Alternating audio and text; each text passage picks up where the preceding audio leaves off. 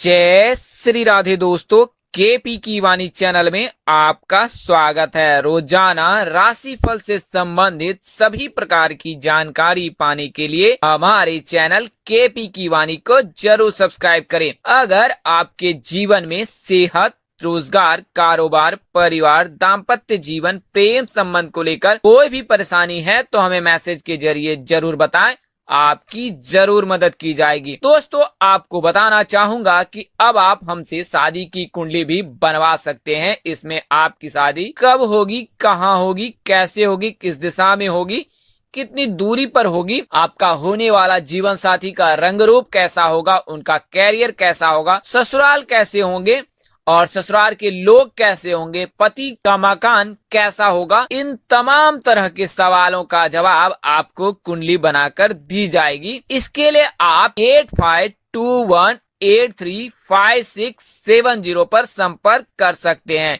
यह सेवा सशुल्क दी जा रही है। नंबर एक बार और दोहरा देता हूँ, 8521835670।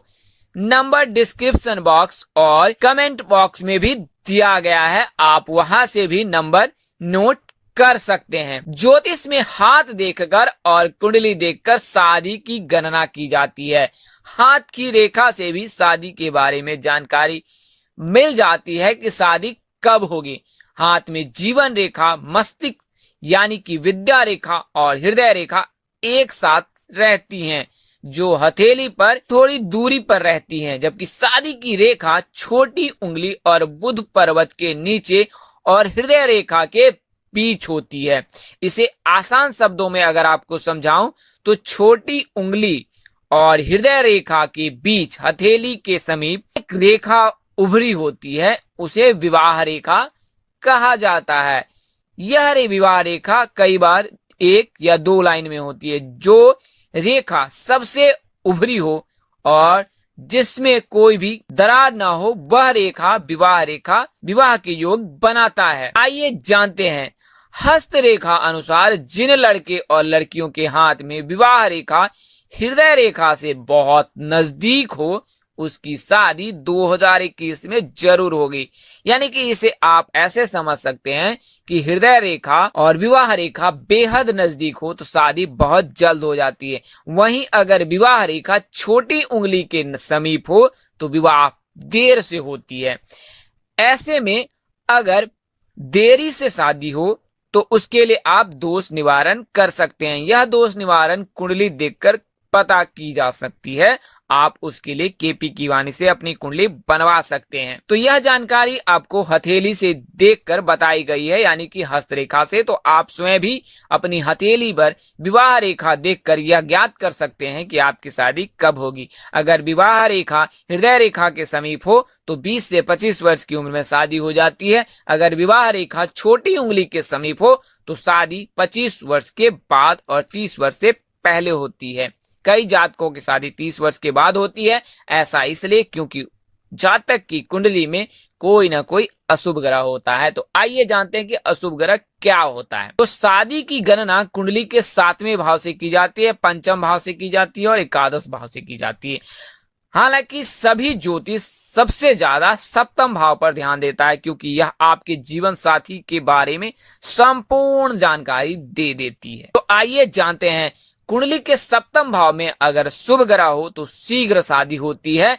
अगर अशुभ ग्रह है तो शादी में देर होती है। शुभ ग्रह बुध, गुरु, शुक्र, रवि, चंद्र को कहा गया है, जबकि अशुभ ग्रह मंगल, राहु, केतु और शनि को कहा गया है। तो आइए बारी बारी से जानते हैं कि शुभ ग्रह रहने पर कब शादी होती है और अशुभ ग्रह रहने पर कब शादी होती है और क्यों देरी होती है। तो पहले हम शुभ ग्रह के बारे में जान लेते हैं।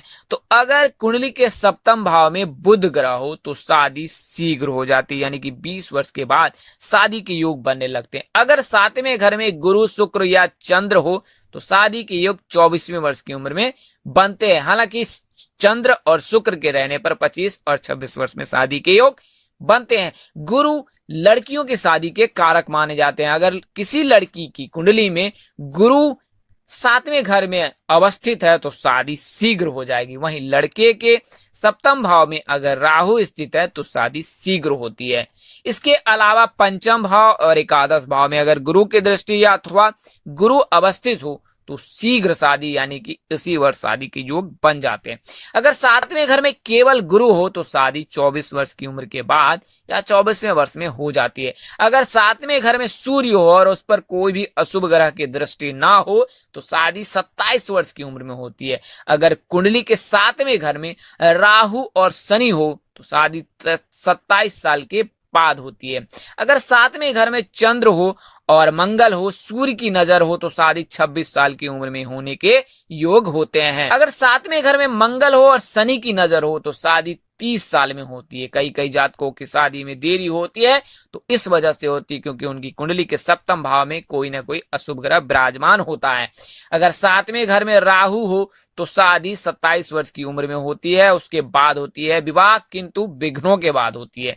अगर सातवें घर में मंगल राहु केतु सभी हो तो शादी 30 साल के बाद भी समय लगने के बाद शादी होती है। अगर सातवें घर में केवल मंगल हो और मंगल आंशिक हो तो 28 वर्ष से पूर्व, अगर मंगल प्रबल है तो 28 के बाद। किंतु एक बात आपको बता दूं कि अगर मंगल प्रबल है तो विवाह मांगलिक लड़के अथवा लड़की से ही करनी चाहिए। इसके लिए आप स्थानीय पंडितों से भी सलाह अवश्य लें क्योंकि स्थानीय रीति रिवाजों का पालन करना मांगलिक वर वधू के लिए अनिवार्य होता है। अगर सातवें घर में राहु और मंगल दोनों ही हो तो शादी में देर होती है, बात पक्की होने के बावजूद भी रिश्ते टूट जाते हैं। सातवें घर में केतु होने पर गुप्त शत्रुओं की वजह से शादी में अड़चनें पैदा होती हैं। ऐसा माना जाता है ज्योतिष शास्त्र में कि अगर केतु हो तो केतु 30 वर्ष के बाद ही शादी की योग बनाता है। इसकी वजह का गुप्त शत्रु होते हैं। अगर सातवें घर में शनि हो तो शादी 30 वर्ष की उम्र के बाद ही होती है। अगर सातवें घर में शनि मंगल, शनि राहु, मंगल राहु या शनि सूर्य या सूर्य मंगल सूर्य राहु एक साथ हो तो विवाह में बहुत अधिक देर होती है। आइए अब आपको एक अन्य तरह से भी जानकारी देने की कोशिश करता हूं। यह जानकारी आपको दिन अनुसार से दी जाती है। यह एक नवीन तकनीक के जरिए जानकारी दी जा रही है। इसमें बदलाव हो सकता है तो आप इस पर विश्वास करने से पहले अपने नजदीक के किसी प्रकांड पंडित अथवा ज्योतिष सेवा से संपर्क करें। किंतु आपके लिए यह जानकारी आपको बताई जा रही है क्योंकि यह नवीन तकनीक के जरिए जानकारी हासिल की गई है। तो आइए अब जानते हैं कि दिन अनुसार आपकी शादी कब होगी। तो सोमवार को जन्मे लड़के और लड़कियों की शादी के योग 20वें वर्ष से बनते हैं। तो अगर आपका जन्म सोमवार के दिन हुआ है तो आपकी शादी के योग बनते हैं।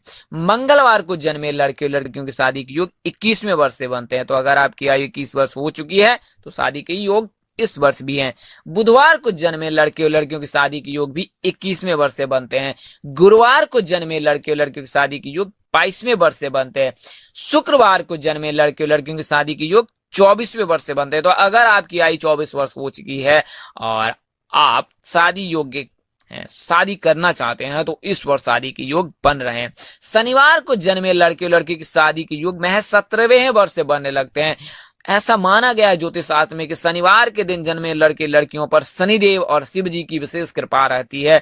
इसलिए कहा जाता है कि कुंभ राशि के जातकों की शादी शीघ्र हो जाती है क्योंकि कुंभ राशि के जातक राशि स्वामी शनिदेव हैं और आराध्य देव भगवान शिव है। उन पर हमेशा शिव जी की कृपा बनी रहती है। तो कुंभ राशि के जातकों की शादी के योग महज 17वें वर्ष से बनने लगते हैं। रविवार को जन्मे लड़के और लड़कियों की शादी के योग 21वें वर्ष से बनने लगते हैं। जैसा कि उपरोक्त बातें सोमवार और मंगलवार के दिन जन्मे अथवा बुधवार के जन्मे जातकों के बराबर ही है। दोस्तों, इस वीडियो में बताई गई जानकारी ज्योतिष पंचांग मान्यता और धर्म ग्रंथों से दी गई। हमारा उद्देश्य महज आपको सूचना पहुंचाना है। आप इसे सूचना हेतु ही लें।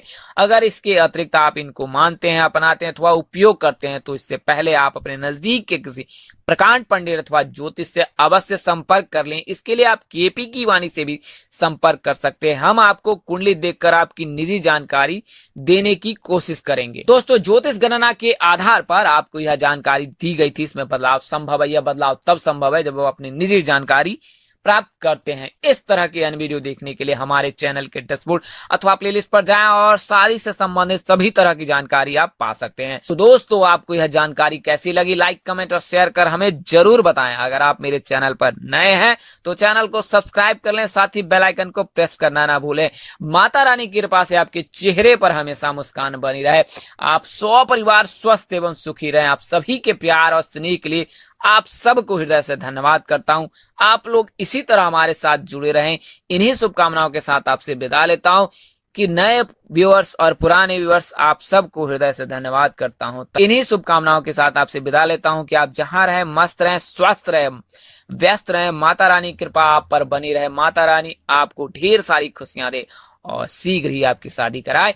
नमस्कार, जय श्री राधे दोस्तों, जय श्री कृष्णा, जय माता दी, जय वाहेगुरु।